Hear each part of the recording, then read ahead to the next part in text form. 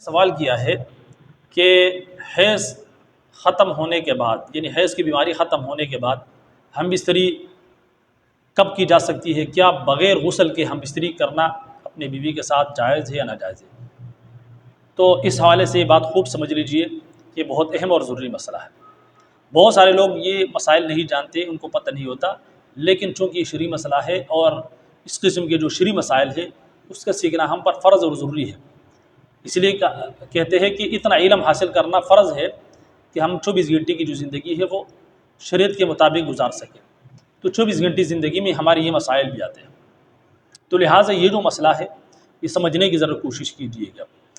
دیکھیے جی، جو بعض خواتین ایسی مثال کے طور پر جو حیض کا سب سے زیادہ ٹائم ہے، یعنی مثال کے طور پر جو آخری مدت ہے وہ 10 دن ہے، یعنی 10 دن کے بعد وہ حیض ختم ہو جائے گا۔ اگر پھر بھی خون آتا ہے تو وہ خون حیض کا شمار نہیں ہوگا، لہٰذا 10 دن اگر مکمل ہو جائے تو پھر اگر غسل نہیں بھی کیا ہے تو آپ جو ہے وہ ہم بستری کر سکتے ہو۔ البتہ افضل و بہتر یہ ہے کہ غسل کرنے کے بعد جو ہے وہ ہم بستری کی جائے، لیکن اگر غسل نہ بھی کرے تو تب بھی ہم بستری کرنا جائز ہے۔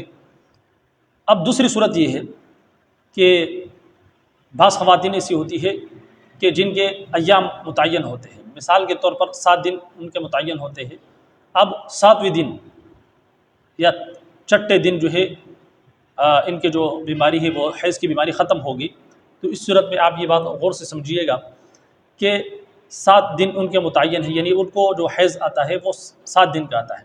اب 7 دن ختم ہو گئے اور حیض بھی ختم ہو گیا، تو پھر اس صورت میں آپ نے ڈائریکٹ جو ہے وہ ہم بستری نہیں کر سکتے، کم از کم غسل کرنے کے بعد، یا اگر غسل نہیں کیا تو کم از کم ایک نماز کا ٹائم گزر جانے کے بعد آپ جو ہے پھر اس کے بعد ہم بستری کر سکتے ہیں۔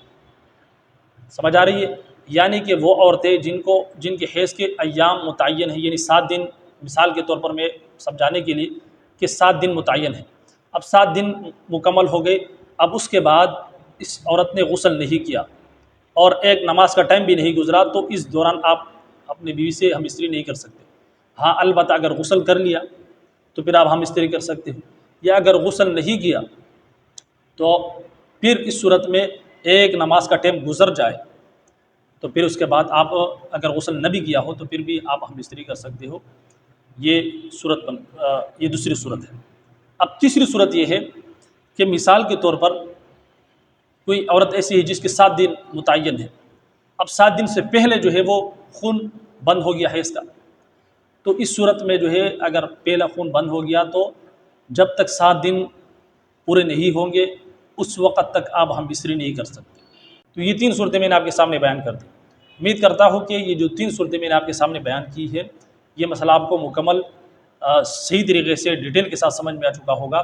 اس کلپ کو آگے بھی شیئر کریں تاکہ جو لوگ اس حوالے سے جاننا چاہتے ہیں تاکہ ان کو بھی علم ہو سکے۔ اجازت دیجیے، السلام علیکم ورحمۃ اللہ وبرکاتہ۔